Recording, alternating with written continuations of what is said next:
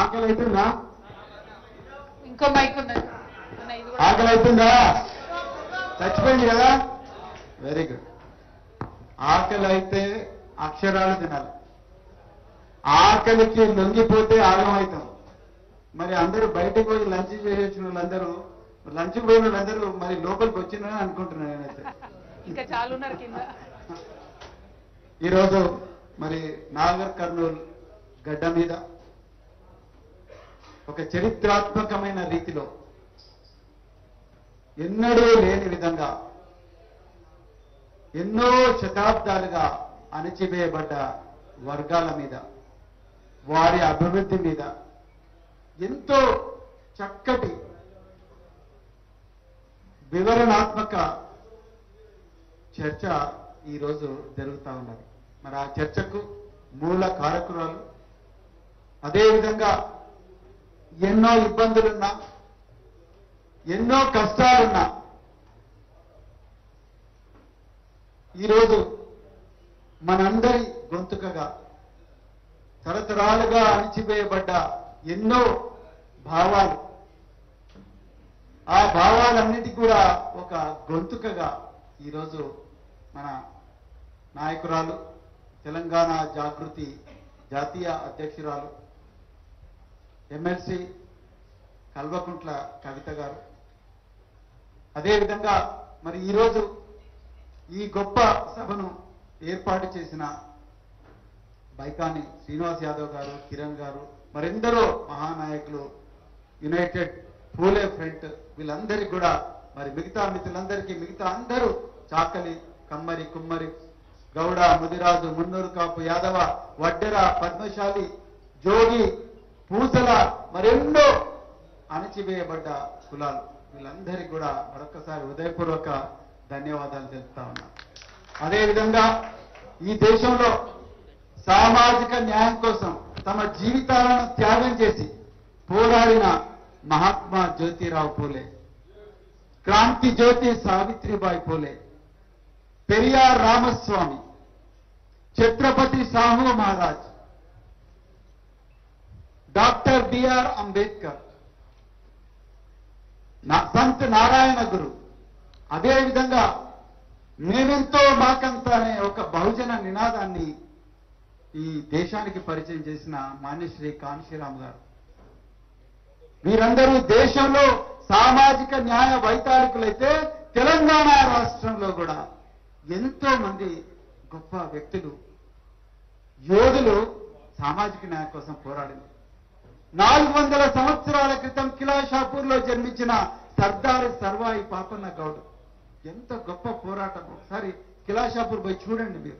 ఒక కోట, ఒక బీసీ బిడ్డ ఒక కోట నిర్మించి ఆ కోట నుండి కేవలం 12 మంది సైనికులతోని వరంగల్ నగరం మీదకి ఆనాడు మొగుల మీద దండెత్తి అక్కడి నుండి ఎన్నో దొడల గడీలను కూలగొడుతూ దాంట్లో బంధింపబడి మళ్ళీ అక్కడి నుండి అందరి కులాల నుంచి చాకలి, ముస్లిము, తర్వాత మాల, మాదిగ, రకరకాల కులాల నుండి ఒక గొప్ప సైన్యాన్ని చేరదీసి చివరికి మునుగోడు మీదుగా మరి గోల్కొండ కోట మీదకి వచ్చి 7 నెలల పాటు గోల్కొండ సామ్రాజ్యాన్ని ఏలిన సర్దార్ సర్వాయి పాపన్న.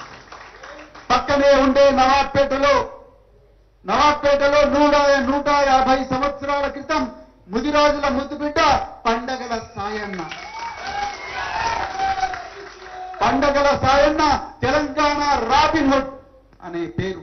కానీ ఈరోజు నరసింహగౌడ్ను ఏ విధంగా అయితే డబ్బులు లేవని, సంపద లేదని ఒక బీసీ బిడ్డని అగ్రవర్ణానికి చెందిన వాళ్ళు ఇలా ఆయనను అవిశ్వాస తీర్మానం పెట్టి 2 సంవత్సరాల పదవీ కాలం ఉండగానే తీసేసిండ్రో, అదే విధంగా పండగల సాయను కూడా కుట్రపూరితంగా చంపారు.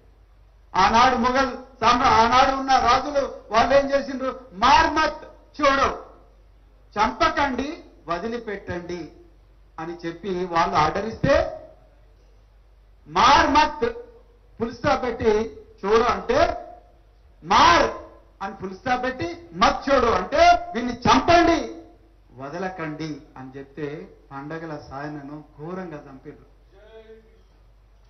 అర్థమైందా? దొడ్డి కొమరన్న కడవండి, ఎంతమంది పోయిండ్రు మీరు? దొడ్డి కొమరన్న, చిట్యాల ఐలమ్మ, తానేనా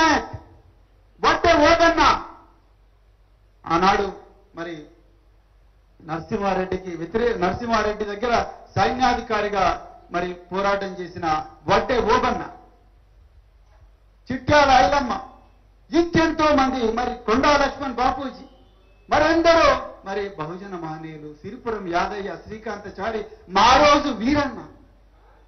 మనకి కుల చైతన్యం రానప్పుడే దళిత బహుజన శ్రామిక విముక్తి అని చెప్పేసి అన్ని కులాలకు సంఘాలు ఉండాలి. వీళ్ళందరూ కూడా వీళ్ళు సంఘాలు పెట్టుకుని వాళ్ళ అస్తిత్వాన్ని తెలుపుకోవాలి అన్న భావన మన లోపల తీసుకొచ్చిన మారోజు వీరన్న. ఇంతమంది గొప్ప మహనీయులు తెలంగాణ ఉద్యమంలో, తెలంగాణ గడ్డ మీద పుట్టిన మిత్రులారా. షేక్ బందగీ సాహెబ్ ముస్లిం సమాజంలో పుట్టిన ఆ రోజు తెలంగాణ గడ్డ మీద స్వాతంత్రం కోసం మరి 1948లో పోరాడిన షేక్ బందగీ సాహెబ్, మరెందరో మహనీయులు ఈ పోరాటంలో అగ్రవర్ణాల వాళ్ళు కూడా ఉన్నారు.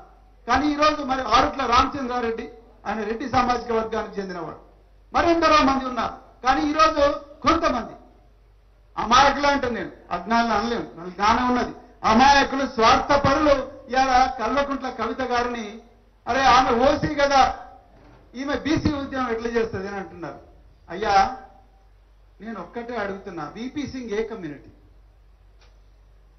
5 దశాబ్దాలుగా మూలనబడి చెదలు పట్టిన మరి ఈ కాకా కలెక్టర్ కమిషన్ కానీ లేకపోతే మండల్ కమిషన్, ఇవన్నిటి కూడా ఇంప్లిమెంట్ చేసిన వ్యక్తి ఎవరు?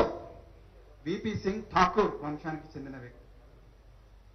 అదేవిధంగా 27% ఉండే బీసీ రిజర్వేషన్ 44% తీసుకుపోయిన ఎన్టీ రామారావు ఏ కమ్యూనిటీ?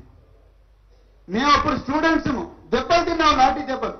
ఆ రోజు అగ్రవర్ణానికి చెందిన వాళ్ళు నవ సంఘర్షణ సమితి అని చెప్పేసి బీసీలకు వ్యతిరేకంగా ఆర్ కృష్ణ గారికి, తర్వాత మరి మిగతా వాళ్ళందరికీ కూడా వ్యతిరేకంగా నవ సంఘర్షణ సమితి అని పెట్టి రోడ్ల మీద కసులు ఊడుస్తా ఉంటే, చెప్పులు కుడుతా ఉంటే, ఇది తప్పు, మా కుల వృత్తులను మీరు అవమానిస్తున్నారు, మాకు కూడా ఈ దేశ సంపదలో భాగస్వామ్యం ఉంది, మేము లేకపోతే ఈ దేశానికి సంపద ఎక్కడొస్తుందని ఆ రోజు మేమందరం కూడా రోడ్ల మీదకి ఎక్కిన మిత్రులారా.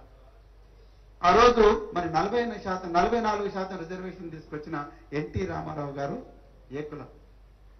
మరి 340 అధికరణం రాజ్యాంగంలో వచ్చి ఆర్టికల్ 16 రాజ్యాంగంలో సమానత్వం, స్వేచ్ఛ, సమానత్వం, సౌభ్రాతృత్వం, సమన్యాయం అనే ఆర్టికల్ 16లో రైట్ టు ఈక్వాలిటీ, రిజర్వేషన్లు, అదేవిధంగా 340 అధికరణం తీసుకొచ్చిన షెడ్యూల్ 9 అనే చాప్టర్ను రాజ్యాంగంలో ఏర్పరిచిన బాబాసాహెబ్ అంబేద్కర్ బీసీ కాదు కదా? బాబాసాహెబ్ అంబేద్కర్ బీసీ కాదు కదా? హిందూ కోడ్ బిల్ 1950 రాజ్యాంగం వచ్చిన తర్వాత హిందూ కోడ్ బిల్ పెట్టి పురుషులు మహిళలందరూ కూడా సమానమైన హక్కులు ఉండాలని చెప్పి హిందూ కోడ్ బిల్లు ఆనాడు కాంగ్రెస్ ప్రభుత్వం ముందు పెట్టిన బాబాసాహెబ్ అంబేద్కర్ మహిళ కాదు కదా? మరి మహిళ కానప్పుడు కూడా మహిళల కోసం హిందూ కోడ్ బిల్లు పెట్టినప్పుడు నువ్వు మహిళ కాదు కాబట్టి మరి హిందూ కోడ్ బిల్లు నువ్వు ఎందుకు పెడుతున్నావు అనలేం కదా? ఈ రోజు నేను అర్థం చూస్తున్నా, ఇక్కడ కూర్చొని చూస్తున్నా, రాసుకుంటూనే ఉన్నది. మన దాంట్లో ఎంతమంది నోట్స్ రాసుకొని వచ్చారు, కుల్లం కుల్లాడు.